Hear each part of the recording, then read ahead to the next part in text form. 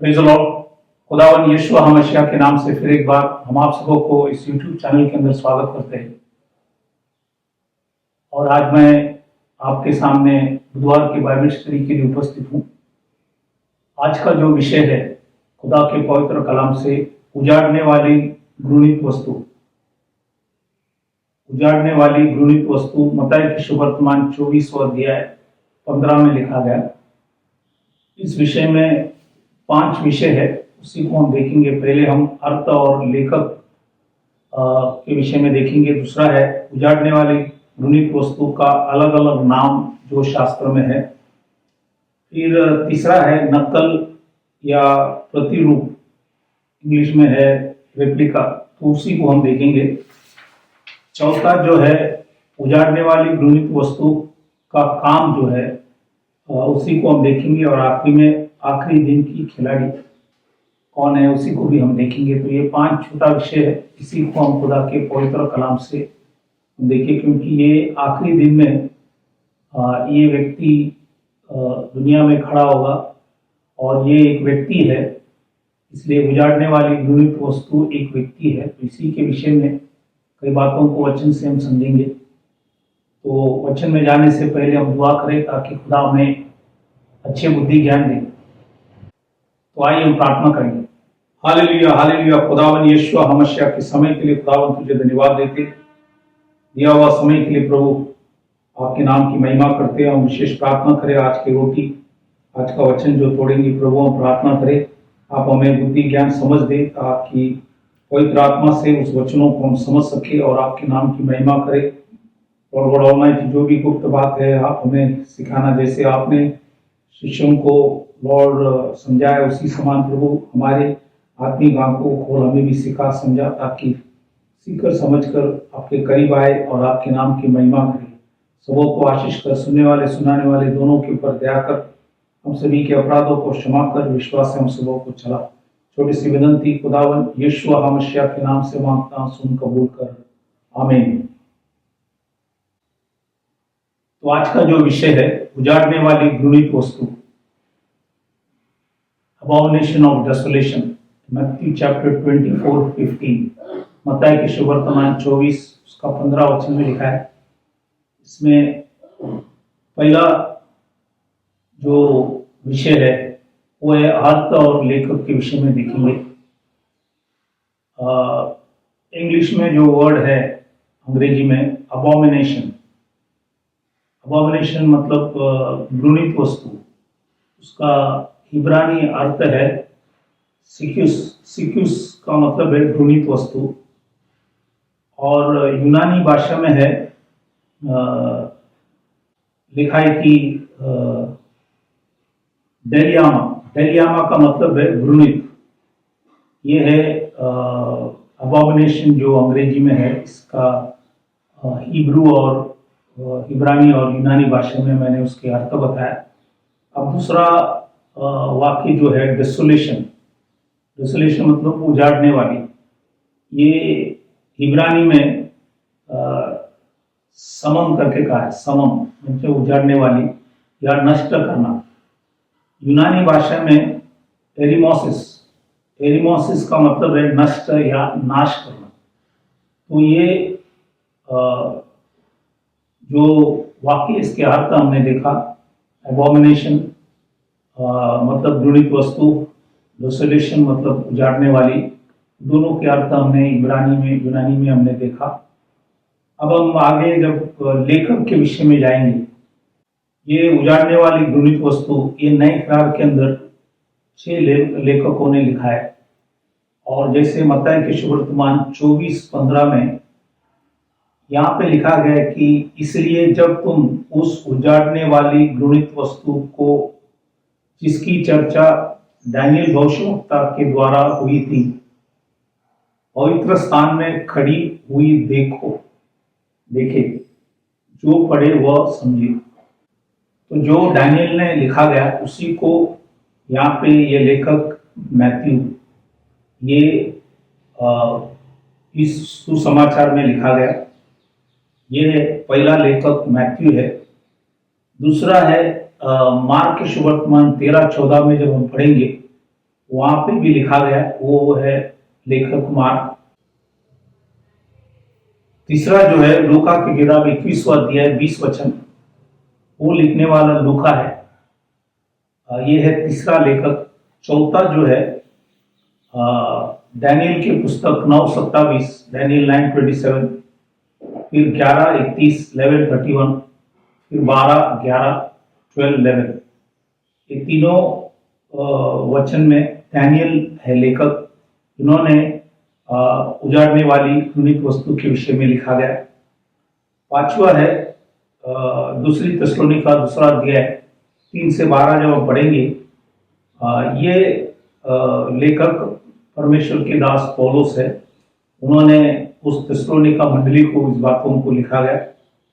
और छठवा जो है यीशु मसीह के जो प्रेरित है यूहान, वो प्रकाशित वाक्य 17 में 4 और 5 में उल्लेख किया है। तो ये 6 लेखक लोग, जैसे मैथ्यू है, मार्क है, लूक है, डैनियल है, पॉल है और जॉन, तो ये सभी लोगों ने इस विषय में लिखा गया।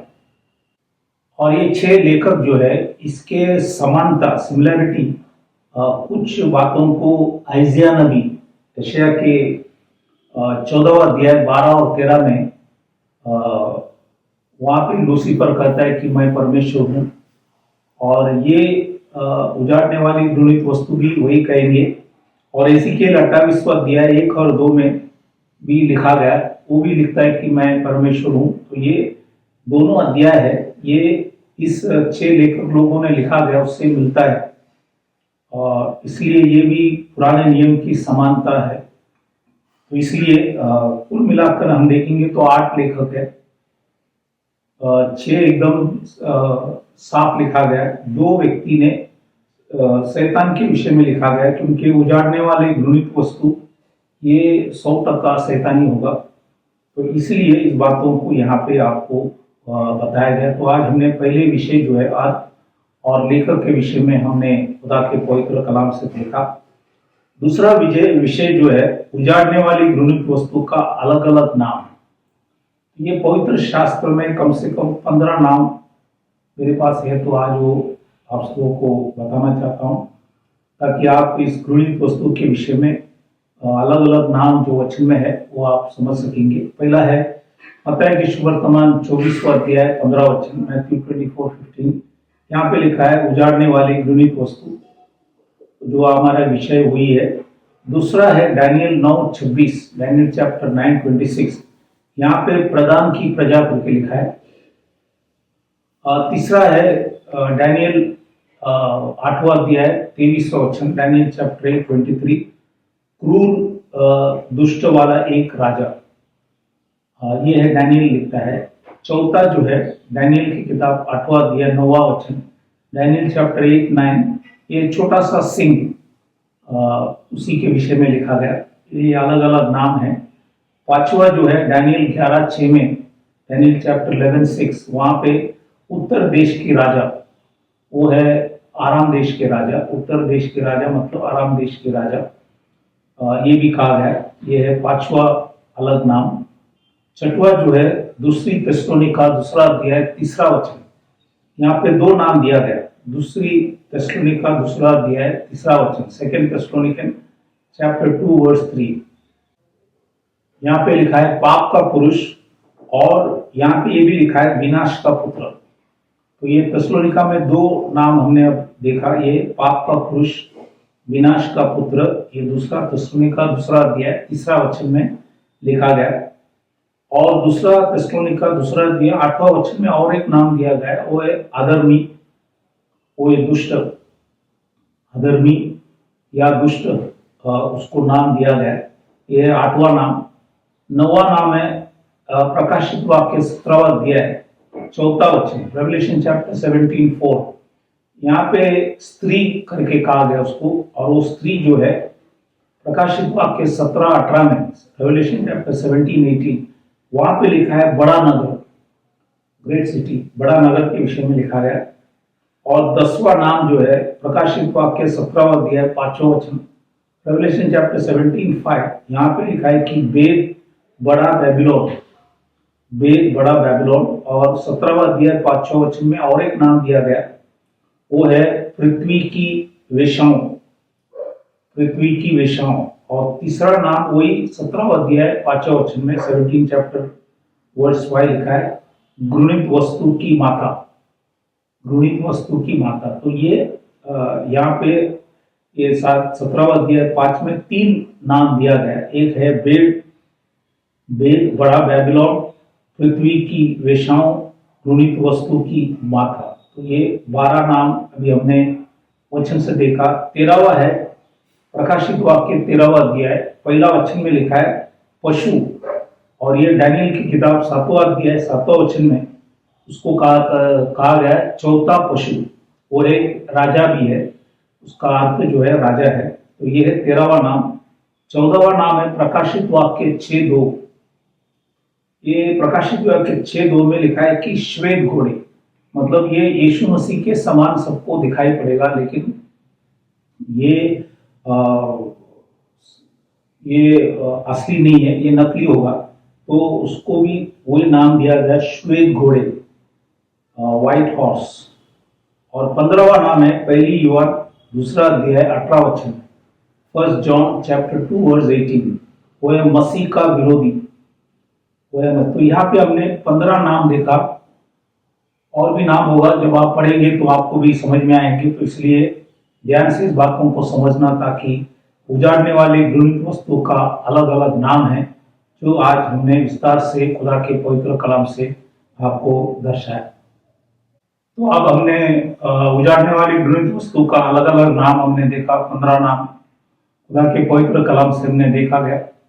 अब हम तीसरा विषय में प्रवेश करेंगे। तीसरा विषय है नकल या प्रतिरूप, इंग्लिश में रेप्लिका। ये नकल या प्रतिरूप, इसके विषय में देखिए, क्योंकि आने वाला जो है वो बहुत खतरनाक होगा, जो उजाड़ने वाली घृणित वस्तु। तो पहले जो आके गए उनके विषय में हम खुदा के पवित्र कलाम से देखेंगे।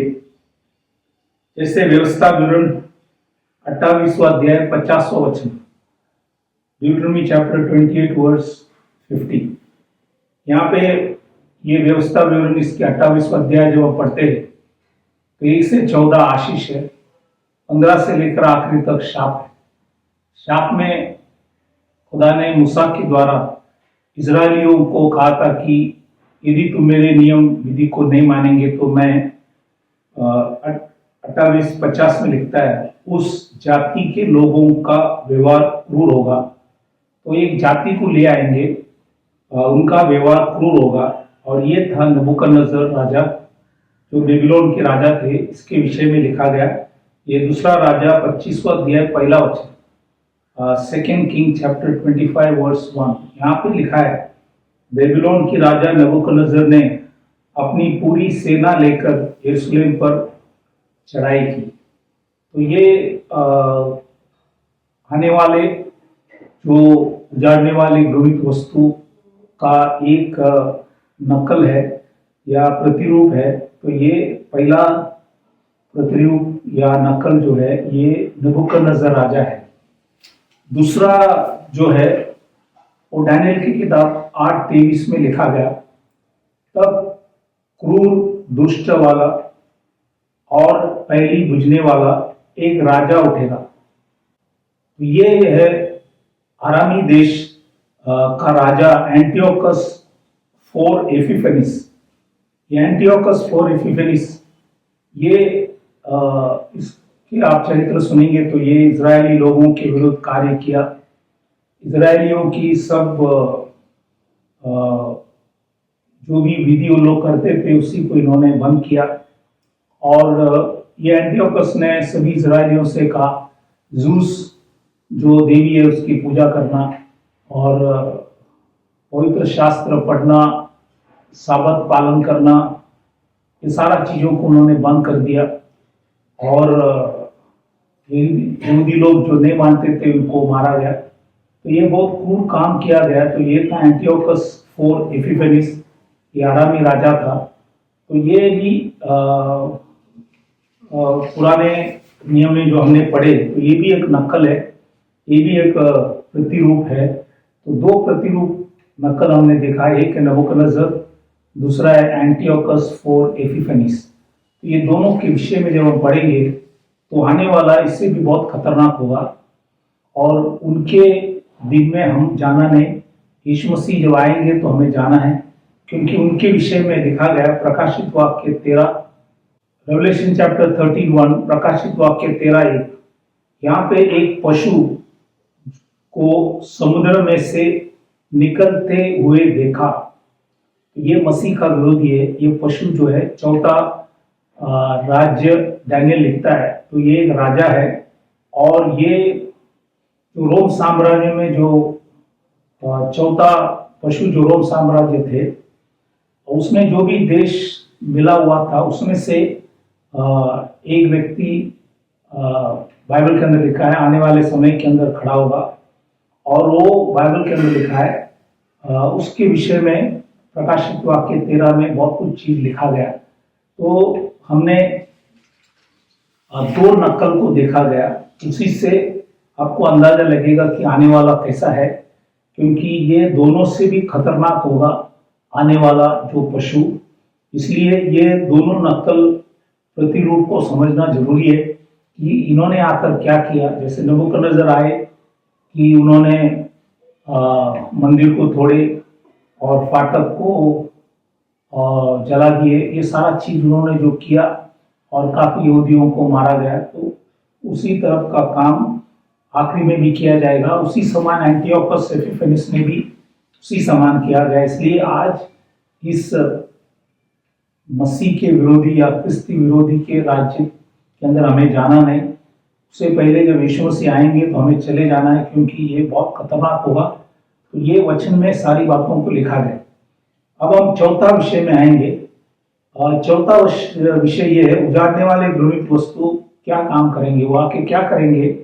कुछ वचन डैनियल ने उल्लेख किया, उसी को हम देखेंगे।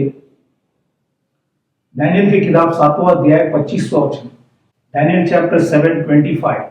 यहाँ पे लिखा है, और वह परम प्रधान के विरुद्ध बातें कहेगा। तो ये जो व्यक्ति आएंगे, ये परम प्रधान जो सच्चा खुदा यहोशू मसीह, इसके विरुद्ध बातें करेंगे। तो जो डैनियल ने लिखा गया उसी को यूहान ने प्रकाशित वाक्य में भी लिखा गया। इसलिए प्रकाशित वाक्य 13वां अध्याय 6वां वचन जब हम पढ़ेंगे, वहां पे लिखा है, उसने परमेश्वर की निंदा करने के लिए मुंह खोला कि उसे नाम और उसके तंबू अर्थात स्वर्ग के रहने वाले की निंदा करे। तो ये जो आने वाला है वो बाइबल के अंदर लिखा है, वो परम परमेश्वर या परम प्रधान का निंदा करेगा, तंबू का निंदा करेंगे, नाम का निंदा करेंगे, स्वर्ग में रहने वाले सभी का निंदा करेंगे। तो ये दोनों भी किताब में लिखा गया। नंबर 2, डैनियल की किताब 7:25 में और भी कई बातों को लिखा है। यहाँ पे लिखा है, और परम प्रधान के पवित्र लोगों को पीस डालेगा। तो इनका पूरा लक्ष्य पवित्र लोगों के ऊपर होगा। उस समय जो भी पवित्र लोग, खास करके यहूदी लोग और फिर अन्य जाति में से जो भी लोग होंगे, तो उनका पूरा नजर उसी लोगों के ऊपर होगा। इसलिए प्रकाशित वाक्य 13वां अध्याय 7वां वचन में लिखा है कि उसे यहाँ भी यह भी अधिकार दिया गया कि पवित्र लोगों से लड़े और उन पर जय पाए। तो ये पवित्र लोगों के ऊपर लड़ाई करेंगे, जय पाएंगे। ये सारा वचन यहाँ पे लिखा गया, जो डैनियल ने लिखा गया वही चीज प्रेरित यूहान ने भी यहाँ पे लिखा गया। तो ये दूसरा चीज वो आकर करेंगे, ये उसका दूसरा काम है। तीसरा वही डैनियल 7:25, डैनियल चैप्टर 7:25, यहाँ पे लिखा है, और समयों और व्यवस्था का बदल देने की आशा करेगा। तो ये समयों और व्यवस्था, टाइम्स एंड लॉस, तो ये उसको बदली करने की कोशिश करेंगे। जैसे एंटियोकस एपिफेनीस और नबूकदनेस्सर ने आकर सारा चीज को बदली किया और देवी देवता की उपासना करने इजरायलियों को लगाया, तो ये सब चीज वापस लौटेंगे। तो ये आकर बाइबल में लिखा है समयों और व्यवस्था को बदल देंगे, तो ये भी लिखा गया। ये है, हमने यहाँ पे तीसरा चीज देखा गया। चौथा जो है दानियल 7:25 में और भी कुछ बातों को लिखा है कि वरन 3.5 काल तक वे सब उसके वश में कर दिया जाएगा। तो इसका राज्य सिर्फ 3.5 साल ही होगा, लेकिन ये 3.5 साल में बहुत से चीजों को करेगा जो पहले जो 2 राजा ने नहीं किया, ये करेंगे। इसलिए प्रकाशित वाक्य 13:5 में प्रेरित युवान भी यहाँ पे लिखता है, ठीक है, और उसे 42 महीने तक काम करने का अधिकार दिया गया। तो यहाँ पे युवान जो प्रेरित है वो 42 महीना लिखता है। 42 महीना भी आप जब देखेंगे तो वो है 3.5 साल, मतलब 1 साल 360 दिन। उसी के मुताबिक अगर आप देखेंगे तो ये 42 महीना जो है 3.5 साल होगा। और हमने दानियल में देखा गया उनको 3.5 साल तक, क्योंकि दानियल में इंग्लिश में जब पढ़ता है तो लिखा है time times and dividing of time, तो इसलिए इनको राज करने के लिए सिर्फ 3.5 साल दिया जाएंगे। लेकिन ये 3.5 साल में वो खतरनाक काम करेंगे, तो इसलिए खास करके पवित्र लोगों को नष्ट करेंगे। इसलिए इस बातों को समझना बहुत जरूरी है, क्योंकि यीशु मसीह जब आएंगे हम सभी लोग उस समय जाना है, नहीं तो आगे का दिन बहुत खतरा है। 5वां चीज है दानियल के किताब 7वां अध्याय 26वां वचन, दानियल चैप्टर 7:26। परंतु तब लिखा है कि न्यायी बैठेंगे, क्या है कि तब न्यायी बैठेंगे। न्यायी कौन है? 22वां वचन में लिखता है दानियल के 7:22 7:22, अति प्राचीन, एंशिएंट डेज, अति प्राचीन वो बैठेंगे। वो उस टाइम बाइबल के अंदर लिखा है न्याय करेंगे। और 6वां चीज दानियल 7वां अध्याय 26 में लिखता है, दानियल चैप्टर 7:26, और उसकी प्रभुता छीनकर मिटाया और नष्ट किया जाएंगे, मिटाए और नष्ट किया जाएंगे। तो ये इसका जो 3.5 साल का राज्य होगा वो छीन लिया जाएंगे। ये अति प्राचीन करेंगे, वचन के अंदर लिखा गया। और 7वां चीज है दानियल की किताब 7:26, दानियल 7:26, यहाँ पे 7वां चीज लिखा गया, यहाँ तक कि उसका अंत ही हो जाएगा। लिखा है कि यहाँ तक कि उसका अंत ही हो जाएगा। तो परमेश्वर उसका अंत करेंगे। जैसे ये दोनों राजा जो पहले आए थे उसके विषय में लिखा गया, उनको कैसे अंत किया, उसी समान प्रभु इनको भी अंत करेंगे। और प्रकाशित वाक्य 19:20 में लिखा गया, रेवलेशन चैप्टर 19:20 लिखा है, वह पशु और उसके साथ वह झूठा भविष्यवक्ता पकड़ा गया जिसने उसके सामने ऐसे चिन्ह दिखाए दे जिनका द्वारा उसने उनके ब्रह्माए जिन पर उस पशु का छाप थी और जो उसकी मूर्ति के पूजा करते थे, ये दोनों जीते जी उस आग की झील में जो गंधक से जलती है डाले गए। तो ये दोनों को, जैसे वो पशु जो ख्रिस्ती विरोधी है और उसके साथ जो झूठा भविष्यवक्ता है, ये दोनों को आग की झील में डाला गया। तो ये उजाड़ने वाले घृणित वस्तु क्या काम करेंगे, ये भी परमेश्वर ने खुदा के पवित्र कलाम में लिखा गया। जैसा लिखा गया वैसे ही होगा। तो इसलिए ये आने वाले जो उजाड़ने वाले घृणित वस्तु ये काफी दुष्ट होगा। तो इसलिए इस बातों को, क्योंकि पूरे शैतान से भरा हुआ कार्य करेंगे, तो इसलिए इस बातों को समझना बहुत जरूरी है। अब हम 5वां विषय में आएंगे, आखिरी दिन की खिलाड़ी। इस आखिरी दिन के अंदर कौन कौन कार्य करेंगे? एक है, ये भी वचन के अंदर साफ लिखा गया है, प्रकाशित वाक्य 13:2 में अजगर के विषय में लिखा है। ये अजगर जो है प्रकाशित 12:9 में लिखा है, उसका अर्थ दिया है, वो अजगर है शैतान।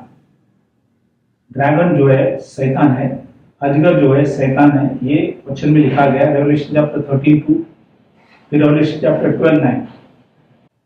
तो ये आखिरी दिन की पहली खिलाड़ी जो है वो है अजगर, वो है शैतान। दूसरा जो है प्रकाशित वाक्य 13:1 में लिखा है, वो पशु के विषय में लिखा है। वो एक राजा है, वो क्रिस्ती विरोधी है, वो आने वाला है। उसके बारे में हमने कई वचनों को अभी देखा। तो ये है दूसरा खिलाड़ी और ये है पशु।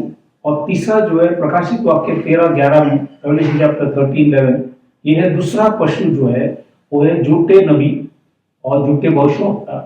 ये 3 लोग हैं।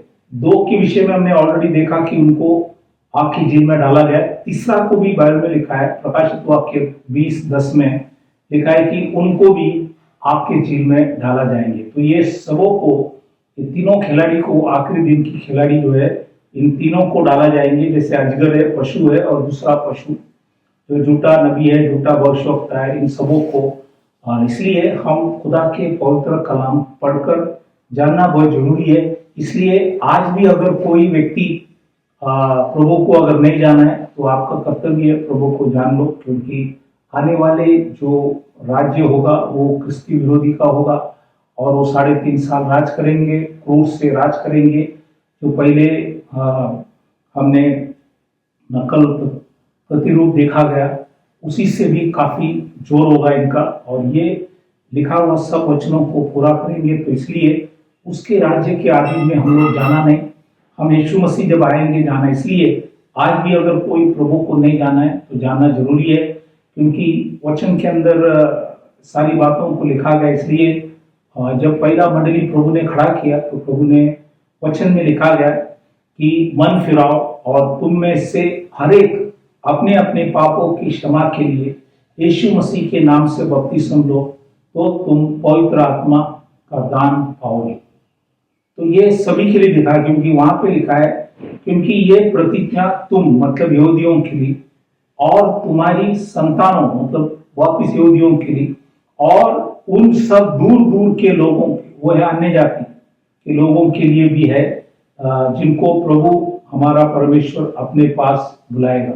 तो जिसको परमेश्वर बुलाता है, इसलिए अगर आप समझ रहे हो कि आपको परमेश्वर ने बुलाया, यदि आप नहीं जानते तो उसके बुलावट को सुन लेना, ताकि यीशु मसीह जब आएंगे तो हमें जाना है। इसलिए हमें पश्चाताप करना है, यीशु मसीह के नाम से बपतिस्म लेना है, ताकि हम उजाड़ने वाले घृणित वस्तु के दिन प्रवेश ना हो। तो इसलिए इस बातों को जानना बहुत जरूरी है, क्योंकि सारी चीजों को प्रभु ने इस पवित्र कलाम के अंदर लिख के रखा है। इसलिए दूसरा कोई नाम नहीं, एक ही नाम है, यहोशू मसीह। उसी के नाम से हमें क्षमा है, उसी के नाम से ही जब बपतिस्म लेता है तो हमें क्षमा प्राप्त होता है। तो इसलिए उसी को जानना और इस पवित्र वचन को समझना, ताकि कोई भी विश्वासी उजाड़ने वाले घृणित वस्तु के समय न जाए। यीशु मसीह जब आएंगे हमें जाना है, तो इसलिए ये सारी बातों को जानना बहुत जरूरी है, क्योंकि आने वाला बहुत खतरनाक है और इससे हमें बचना है। इसलिए इस बातों को यहाँ पे प्रचार किया गया, उजाड़ने वाली घृणित वस्तु के विषय में आपको बताया, ताकि आप इस बातों को समझ सके, और उसका काम भी हमने आपको बताया, ताकि आप इसको समझ लो। और यदि प्रभु को नहीं माना है तो आज प्रभु आपको और एक मौका देता है प्रभु को जानने की। तो इस वचनों से प्रभु आप सबों को आशीष करे। हम विदा होने से पहले हम सभी के लिए दुआ करें, जो भी बीमार, तकलीफ, परेशानी में है, प्रभु उन सबों को चंगाई दे। इसलिए हम प्रार्थना करें मिलकर। तो आइए अपने आंखों को बंद करें, सिरों को झुकाएं, हम प्रार्थना करें। Hallelujah, hallelujah. खुदावन यीशु मसीह के समय के लिए प्रभु धन्यवाद करते कि आपने फिर एक बार हमारे जीवन के अंदर समय, मौका दिया वचन को प्रचार करने के लिए। हम प्रार्थना करें, जो भी लोग सुने प्रभु सबके जीवन के अंदर कार्य कर, सबों को समझ, ज्ञान, बुद्धि दे, ताकि कोई व्यक्ति उजाड़ने वाले घृणित वस्तु के अधीन में न जाए। इसलिए प्रभु सभी के ऊपर दया कर, समझ दे और सबों को प्रभु आशीष कर। इस समय के अंदर जो भी लोग बीमार, तकलीफ, परेशानी, संकट, मुसीबत, अलग अलग समस्या में, हम प्रार्थना करें खुदावन यीशु मसीह, आपने खाए फटके से सबों को तो चंगाई दे प्रभु, और आपने भाई लोगों से उनकी सारी अपराधों को क्षमा कर, उनके ऊपर दया कर, अनुग्रह कर, सबों को बल, शक्ति, सामर्थ दे, हिम्मत दे, और सबों को तेरे मार्गों में चला कर। आपने हमारी विनती, प्रार्थना सुना, धन्यवाद कर छोटी सी विनती खुदावन यीशु मसीह के नाम से मांगता हूं, सुन कबूल कर, आमीन। फिर एक बार प्रभु के नाम को धन्यवाद करता हूं, और आप सबों को जो परमेश्वर के पवित्र कलाम सुन रहे, प्रभु आप सबों को आशीष करे। ये सारी बातों को जाने, ताकि प्रभु आपके जीवन के अंदर सही मार्ग बताए। प्रभु सबों को आशीष करे। Thank you very much. God bless you. Praise the Lord.